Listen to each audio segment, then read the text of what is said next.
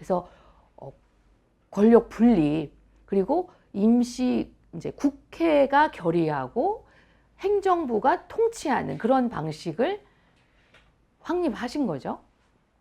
그다음에 3조, 대한민국의 인민은 남녀 귀천 및 빈부의 계급이 없고 일체 평등함.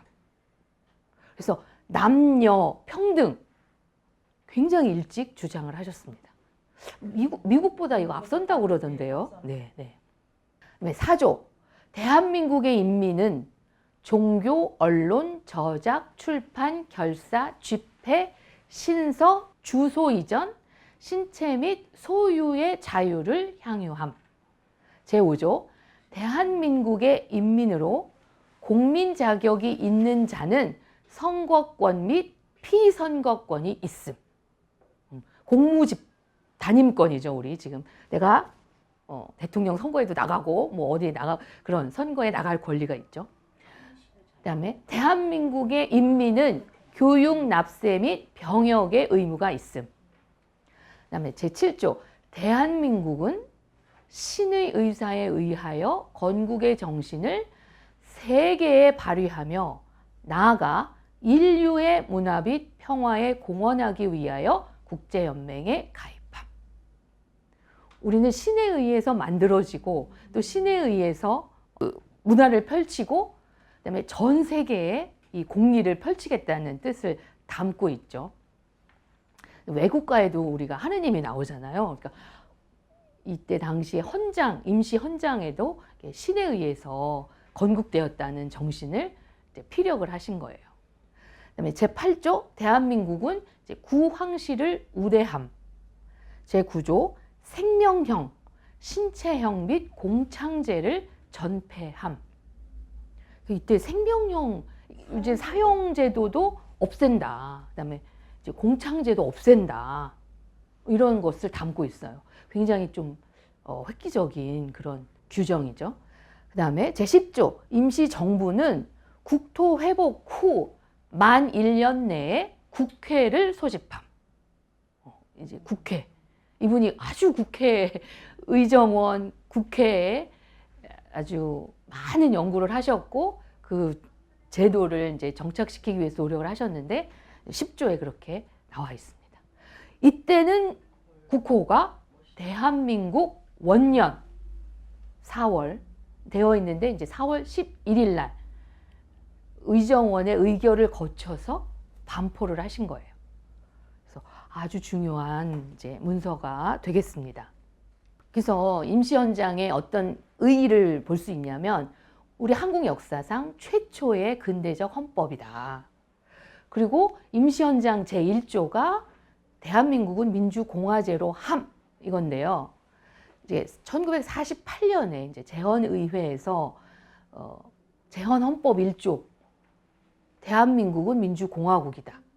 이렇게 그대로 다 계승이 되어 있고 지금 현행 헌법에도 계승이 되어 있습니다.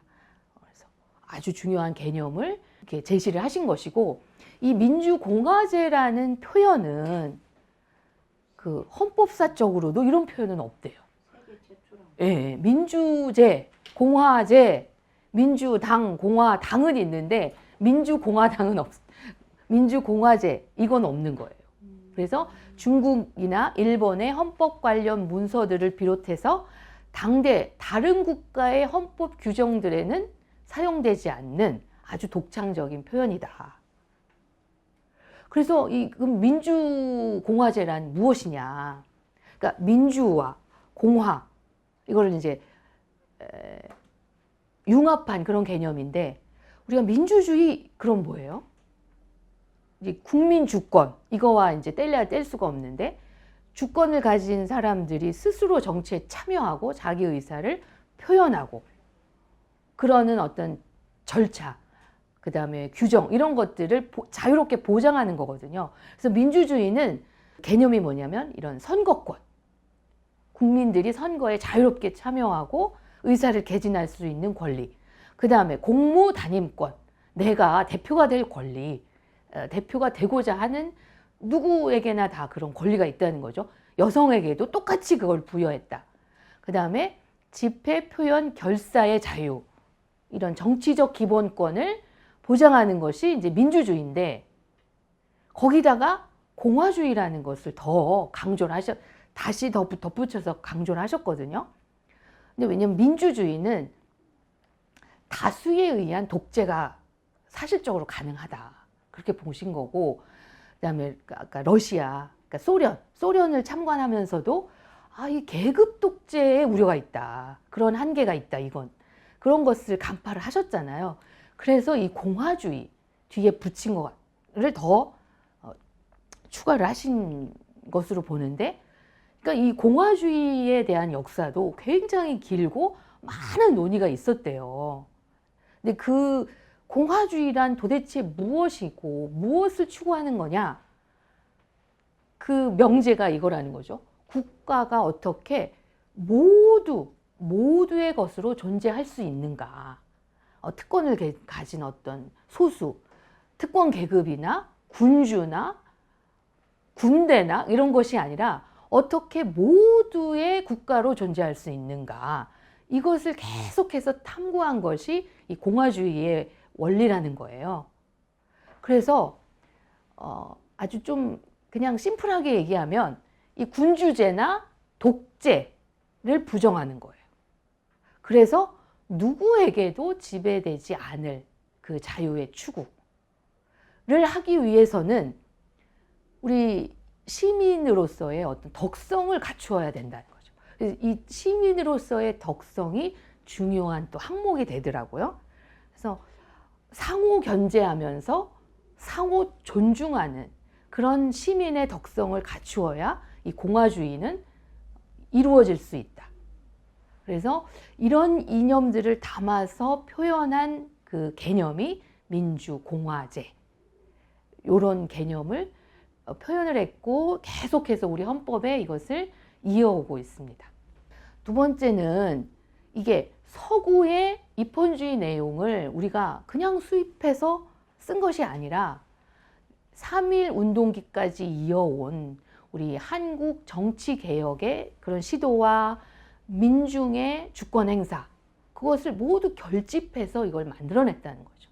그러니까 우리가 대표적으로 통학에서 백성들이 목소리를 내고 정치개혁을 요구하고 이제 그런 시도, 그 다음에 3.1 운동기에도 모든 백성들이 주권을 선포한 그런 어떤 역사적 경험이 이 헌법의 조문으로 담겼다, 그렇게 이제 볼 수가 있고요. 한민족의 고유 정신이자 인류의 어떤 보편 진리에 기반한, 아까 신에 의해서 건국되고 그래서 우리는 국제 연맹에 가입해야 된다, 이런 주장을 하셨잖아요. 그런 것들을 담고 있고, 귀족정, 군주정 이런 것을 반대했고, 여성의 동등한 참정권 보장을 했고, 그다음에 의정원을 어떤 의결기구로 아주 명시를 해서 구한말 이래로 이런 우리 의회 개설 운동이 계속해서 축적되어 왔는데, 그것을 결집을 해서 이런 의정원이라는 의결기구, 현재 국회죠, 그것을 바로 명시를 했다. 그리고 중요한 것이 임시헌장의 반포일을 대한민국 원년 해서 아주 이제 의미를 크게 두신 것인데요. 이런 것들은 쭉 계속 이어져서 우리가 1948년에 정부를 수립하잖아요. 그래서 초대 대통령에 선출된 이승만도 그때 그것을 연호를 대한민국 30년으로 쓰셨어요. 그러니까 임시정부의 법통을 쭉 계승해서 쓰신 거죠. 그러니까 대한민국 30년이라는 연호를. 그래서 제가 찾아보니까 이렇게 대한민국 30년 9월 1일 대한민국 정보 공보에 이렇게 쓰여 있어요. 대한민국 국회의장 이승만.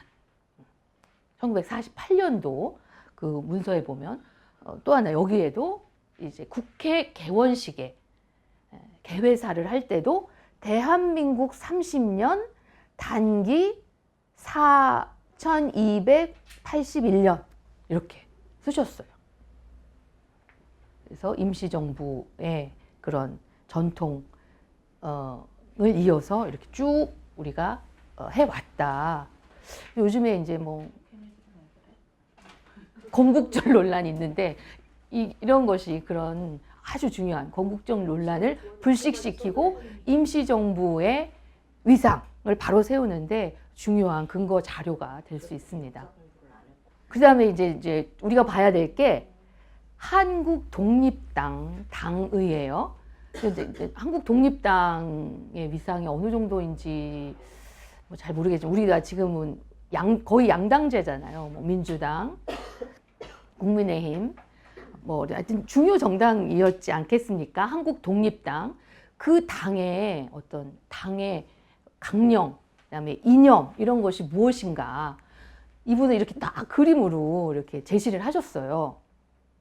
그리고 보면은 요거를 이제 막 이 외원 태극 문양이 막 이렇게 있잖아요.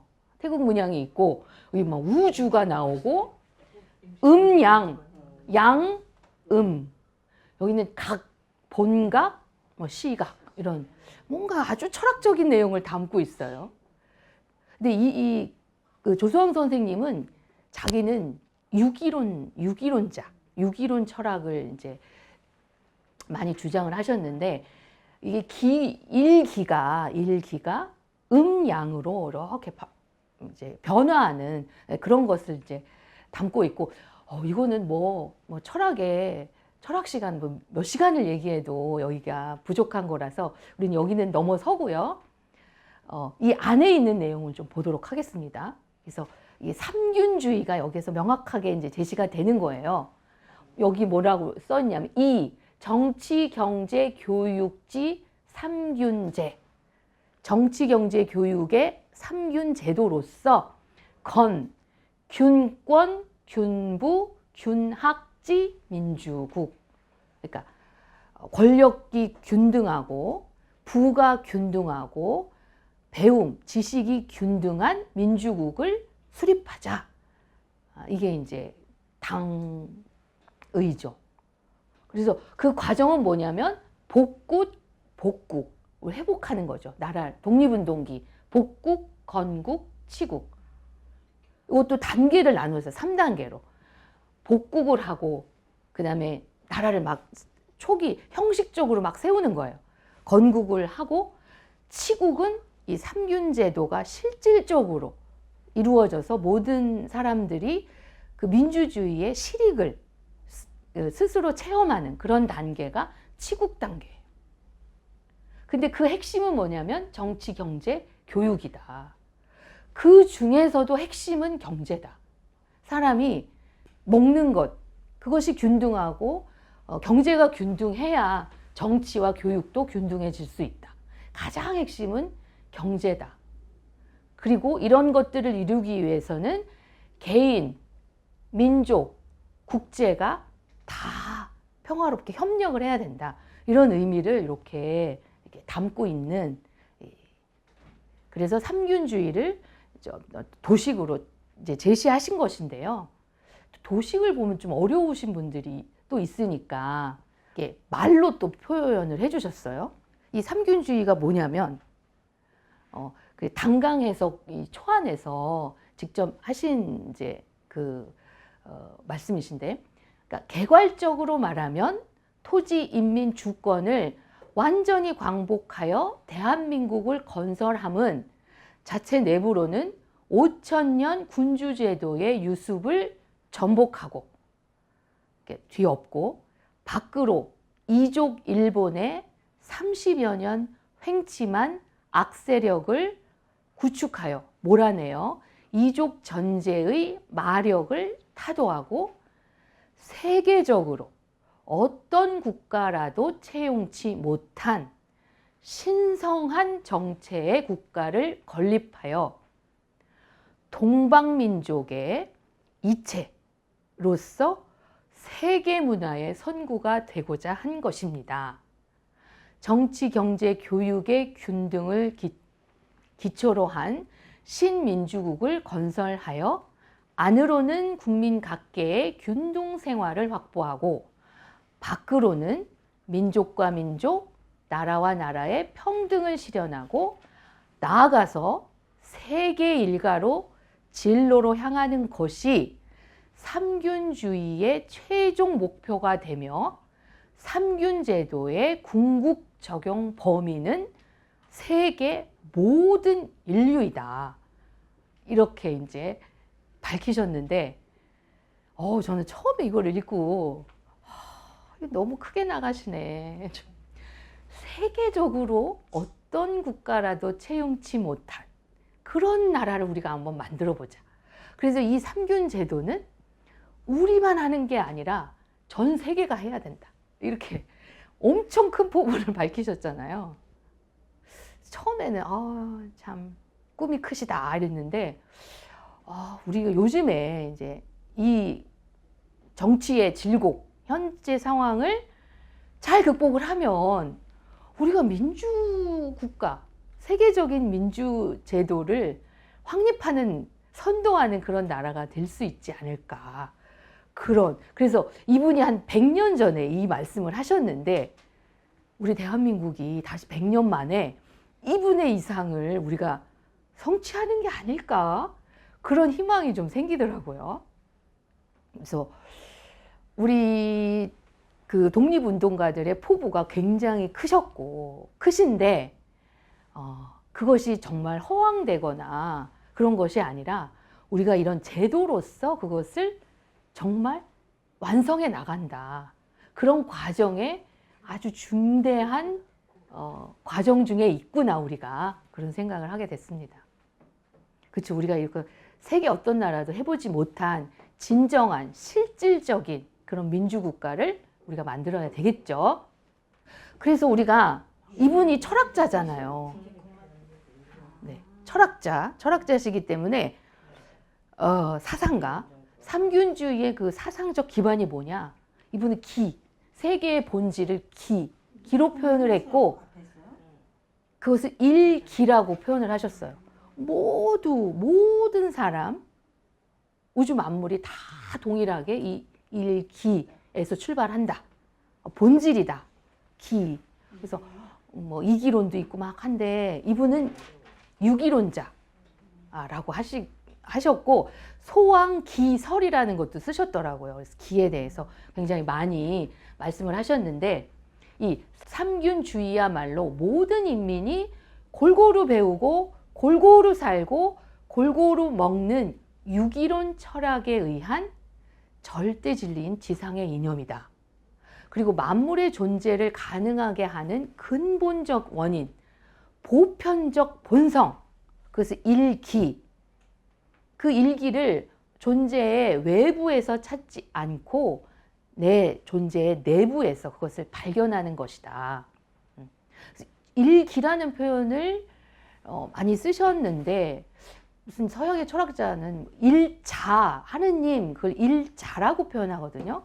근데 조수왕 선생은 일기로 그걸 표현을 하셨고, 이 일기는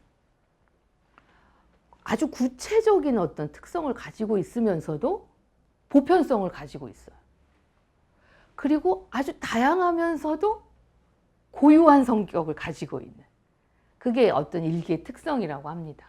그러니까 리는 좀 딱딱하고 경직되고 뭐 이런 느낌이 좀 있고, 유기로는 현상적 세계를 이렇게 또 인정하고 항상 지금에 초점을 두고 뭐 이런 특징이 있는 것 같아요. 그래서 유연하지, 더 이 기론자들이. 그래서 모든 사람은 서로 동일한 생명 원리인 같은 기를 공유하기 때문에 그 존재 자체로서 굉장히 존엄한 가치를 가지고 있고 평등한 존재다. 그런 인식이 아주 명확하게 들어가 있는 거죠. 일기라는 공통의 가치를 가지고 있어서, 그래서 우리는 삼균의 세상을 만들어야 된다. 그런 부분이 이분의 어떤 철학적 핵심이 아닌가, 그렇게 보고 있습니다.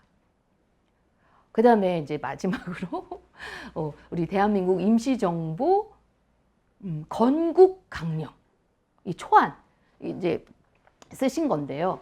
건국강령 초안 막 쓰시고 막 또 지우고 막 붙이고 막 이렇게 하셨잖아요.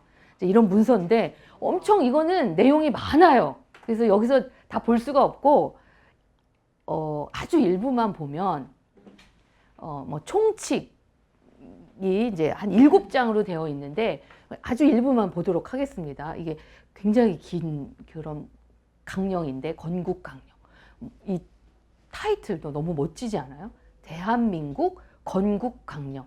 1941년도에 이미 이거를 반포를 하신 거죠.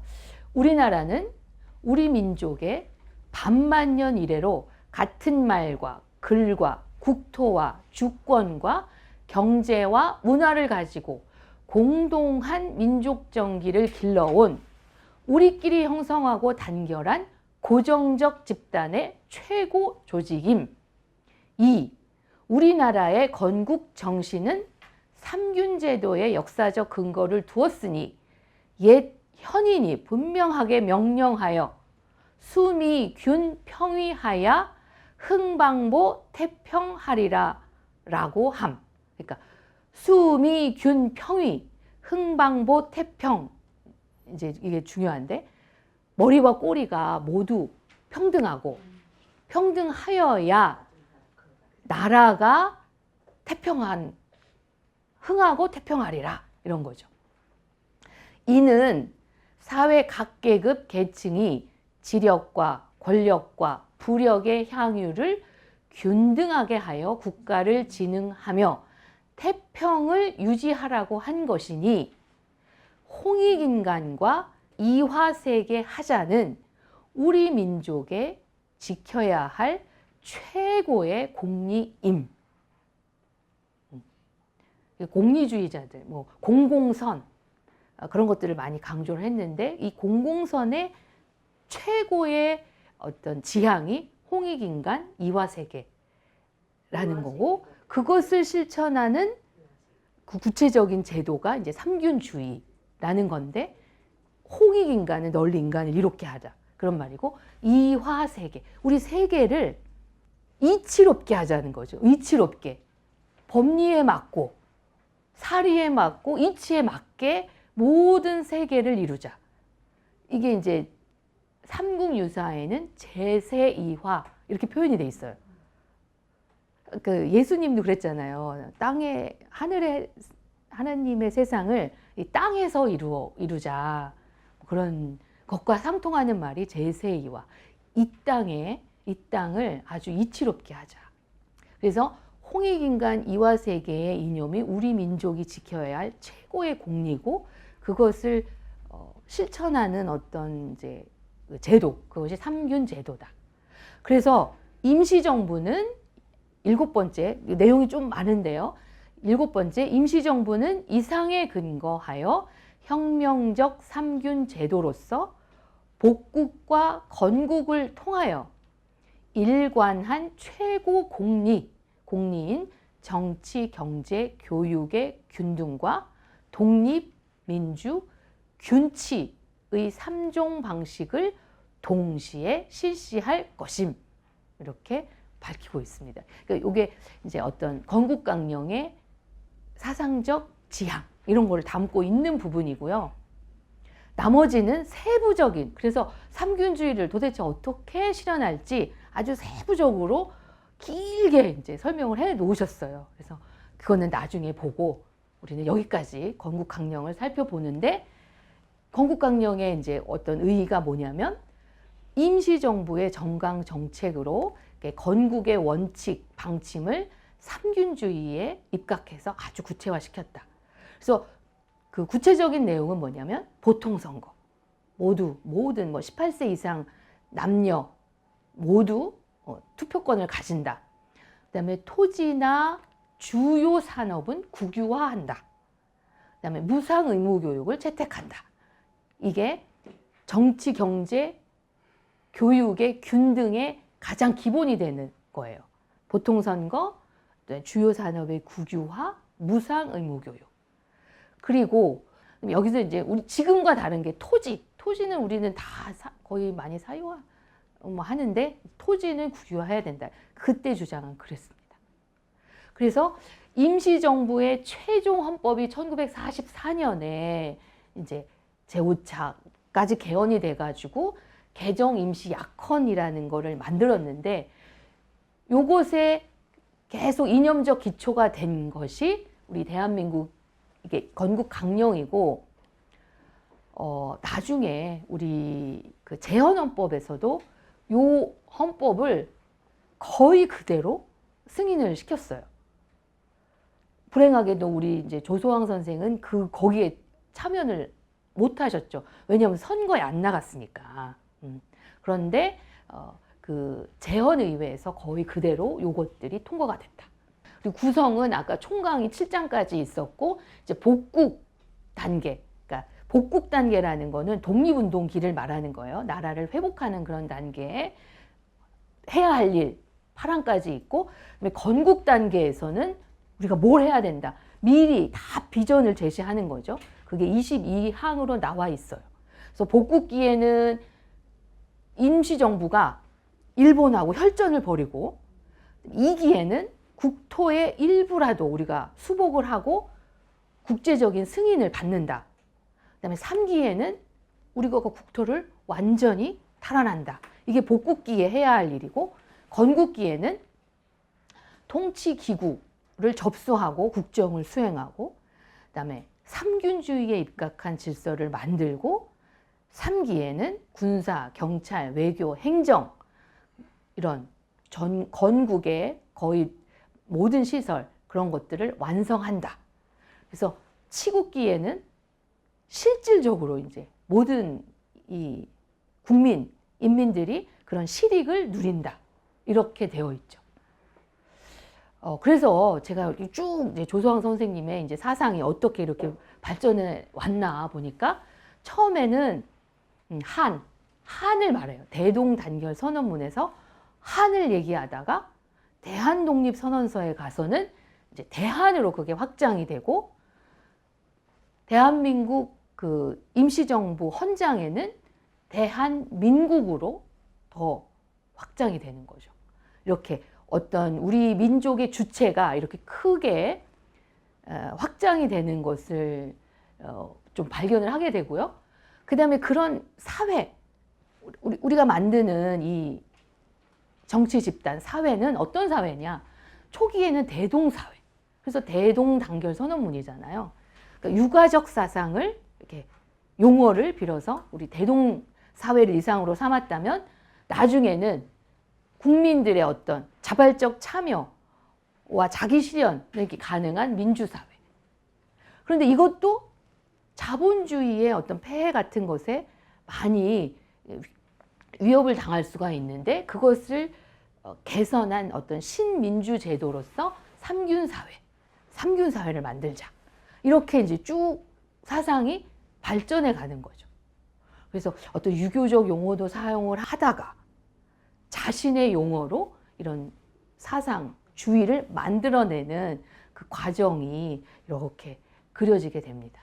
그런데 그 밑바닥에 흐르는 그 이상은 뭐냐면 홍익인간 이화세계의 실현이다. 그래서 건국강령에도 이 홍익인간 이화세계가 우리 민족 최고의 공리의 실현이다. 그렇게 말씀을 하셨잖아요. 그러니까 그 밑바닥에 흐르는 그 정신은, 이상은 홍익인간 이화세계의 실현이다. 이렇게 쭉 볼 수가 있습니다. 지금까지 이제 한 5개 우리 조소왕 선생님이 기초하신 헌법 관련 문서를 이제 봤고요. 그다음에 해방 후에 이것들이 제대로 우리 정치에 실현이 된 게 아니라 많은 우여곡절을 거치게 됩니다. 좀 가슴 아픈 일이기도 한데, 그 좌우 합작 운동이 좌절이 되고, 남한만 또 북한만 이렇게 단독 정부가 서게 되고, 그러면서 이 조소왕 선생님과 신익희 선생님의 삶을 조금 이제 비교해서 같이 보도록 하겠습니다. 그 좌우 합작 운동이 좌절이 되고, 단독 정부가 서게 되고, 그래서 중요한 게 이제 50 총선거잖아요. 48년도에 남한만의 단독 선거를 유엔에서 결의하게 되는데, 그러면서 남북의 통일 정부를 수립하고자 하는 이 좌우 합작 운동 세력들은 그 선거에 거의 다 불참하게 돼요. 그래서 김구 선생도 불참하고 우리 조성황 선생도 불참하고 많이 불참을 하시게 돼서 이 50 총선거 이후에 전개되는 이제 재헌의회의 뭐 헌법 제정이나 정부 수립에서 배제가 되게 되죠. 그랬을 때 이제 1948년 재헌국회 소속의 국회의원 100명이 이 조소왕을 국무총무로 임명하도록 건의했는데 이승만 대통령이 거부했다고 합니다. 그런데 이제 조소왕 선생님은 이 단독 정부도 과도기적 상황이니 이걸 인정해야 한다. 그런 주장을 또 하셨어요. 그러니까 어떤 체제 때문에 우리가 정치적 기본권을 제한되지만 실천을 해야 된다. 그런 주의셨던 것 같아요. 그래서 한국 독립당에서는 이것을 반대, 뭐 김구 선생도 반대하고 이러셔가지고 이제 안재홍 선생과 같이 또 뭐 탈당을 해서 이제 사회당도 결성을 하고 이 안재홍 선생은 선거에 나가셨어요. 50 총선거에. 그리고 나중에 뭐 민정장관인가 문화부 장관인가 뭐 그런 것들을 이제 역할을 하시죠. 안재홍 선생은. 그리고 이제 50년에는 제2대 국회의원 선거에 참여하셔가지고 성북구에서 이제 최다 표로 당선이 되는데 6.25로 납북이 되시면서 그 행적을 우리가 이제 알 수가 없는 거예요. 이분의 행적을. 이 조소왕 선생님하고 신익희 선생님을 많이 이렇게 연관지어서 많이 이야기를 하거든요. 그래서 조소왕 선생님과 신익희 선생님을 내외 관계로 많이 표현을 하더라고요. 내외 관계. 그러니까 신익희 선생님이 외무부장 할 때 뭐 조소왕 선생님은 내무부장을 하고 조소왕 선생이 외무부장을 하면 이분이 내무부장을 하고 뭐 이렇게 많이 하셨다 그래요. 이제 조금 나이가 신익희 선생님이 조금 아래시잖아요. 그래서 뭐 외무부장 할 때 이분이 차장을 하시고 이런 기도 하고 그래서 그 일본 유학 시절부터 교류가 있으셨던 분인데 이분의 일생도 잠깐 살펴보면 이제 한성 외국어학교 영어과를 졸업하셨죠. 아까 조소왕 선생님의 형이 한성 외국어대학 외국어학교 나왔잖아요. 그런 이제 인연이 또 있는 것 같아요. 그다음에 이분은 일본에서 와세다 대학 다니셨고 거기서 이제 학지광이라는 잡지를 막 만들어가지고 활동을 막 하셨고 저도 옛날 학교 다닐 때 학지광 이거 많이 들어본 것 같아요. 그러다가 이제 3.1운동 이후에 상해로 망명하셔가지고 수립 당시에는 내무차장, 그 다음에 뭐 외무차장, 국무원 비서장, 외무총장 뭐 이런 것들 굉장히 많이 역임을 하셨고 환국하실 때는 내무부장 자격으로 환국을 하셨습니다. 근데 이분은 재헌국회의 선거에 이제 출마를 하셔서 당선이 됐어요. 그래서 국회의장을 하셨고 국민대 초대 총장, 초대학장 역임을 하셨는데 아까 삼륜에서 교육의 균등을 주장했잖아요. 그 임시정부에서. 그 임시정부에서 이 교육의 균등을 실천하기 위해서 만든 학교가 이 국민대학교예요. 그래가지고 이분이 이제 뭐 추진회장, 신익희 선생이 추진회장을 했고 조소왕 선생은 뭐 명예회장을 했다고 그러시더라고요. 그래서 그렇게 해서 국민대학교가 아마 최초의 뭐 한국인이 만든 사립학교 그런 거로 알고 있어요. 그래서 국민대학교 또 설립하시고 초대 총장을 맡으셨고 또 이대에도 국회의원에 당선이 되셔서 국회의장 하셨는데 요 사건 54년 뉴델리 밀회 조작 사건이라는 굉장히 우리 대한민국 그때 우리나라를 흔들었던 사건이라고 하더라고요. 그러니까 뉴델리에서 밀회를 한 거예요. 누구랑? 조소왕이랑 밀회했다.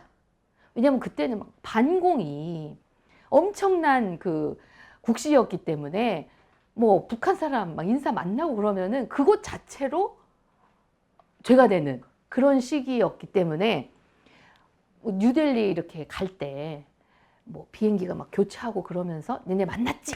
이러면서 막 청문회도 열고 막 이 시니키 선생을 공산주의자로 몰기 위한 그런 조작 사건이 이제 일어났는데 그 과정을 좀 슬기롭게 이제 넘어가기는 하셨죠. 그런데 이분이 대통령에 입후보해서 유세 가던 중에 급서하시잖아요. 그래서 국민장을 치르고 62년에 이분이 일찍 대한민국 장에 이제 추서가 되셨습니다. 그리고 여기도 이제 젊었을 때 신익희 선생님 이렇게 활동을 하셨는데, 여기서도 활동을 이렇게 이제 김구, 여기 조소왕 선생님, 신익희 선생님, 김원봉 선생, 그다음에 이제 황국하실 때 여기 외무부장 조소왕, 내무부장 신익희, 엄청 나이가 이제 드셨어요. 아까는 젊으실 때의 모습이고, 그때는 이제 나이가 드셨어.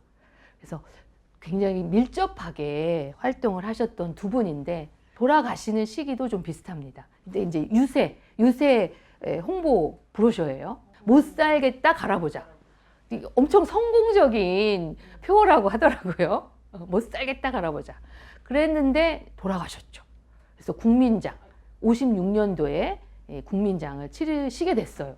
조소왕 선생님께서는 58년도에 이제 돌아가셨는데 우리는 뭐 병사했다, 뭐 숙청당했다 등등등등 이 썰만 많았어요.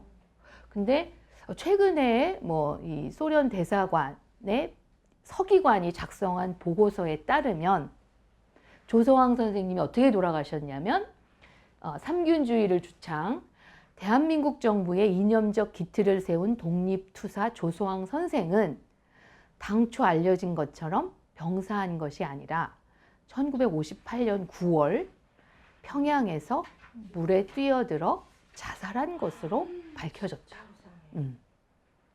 왜냐하면 조소왕은 그러니까 미국의 지시 아래 반사회주의 체제 건설을 기도하고 자신을 수상해 김다련을 부수상에 내정한 통일 프로젝트를 수립했다는 그런 혐의를 받고 북한 내무성의 조사가 진행되자 스스로 목숨을 끊고 같이 활동했던 엄황섭도 자살을 기도했다고 이제 이 러시아 문서가 기록하고 있는 거죠. 그러니까 국제간첩으로 몰려가지고 수사받으니까 이제 자살하신 거죠.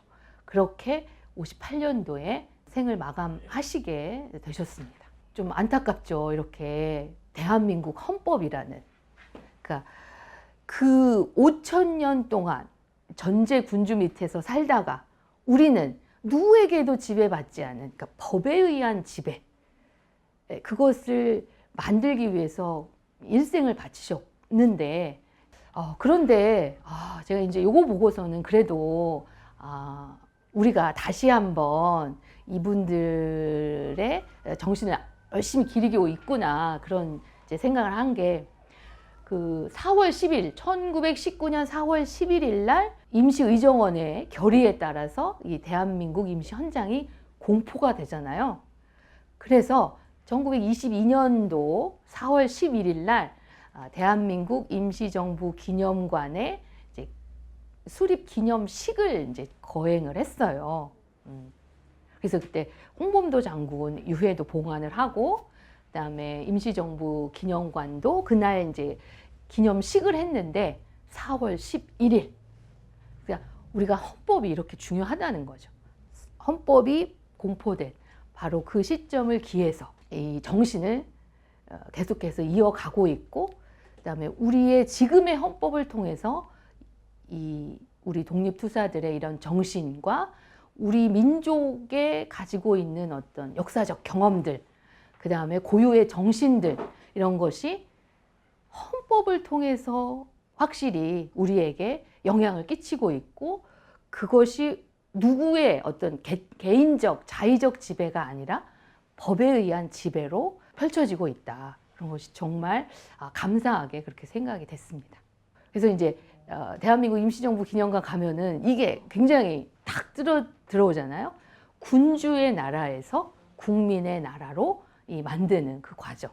3.1운동의 어떤 그 국민적 열망을 우리 법이라는 것으로 체계화했고, 그 기간이 좀 오래 걸렸지만 그 조성황 선생님 앞에서 말한 세계 어떤 나라도 이루지 못한 이채로운 나라를 만들어 보자. 그런 이념이 한 100년 만에 우리가 이걸 할 수도 있지 않을까? 그런 희망을 갖게 되는 그런 시점인 것 같습니다. 그래서 여기에서 시작했고 우리가 100년 만에 또 새로운 단계로 뛰어넘을 그런 과정에 있는 것 같아서 조성황 선생님이 만든 그런 헌법 문서들을 하나하나 차근차근 살펴보고 조금 더 가슴에 와 닿게 이제 읽어보는 그런 시간을 가졌습니다. 네, 이상으로 마치겠습니다.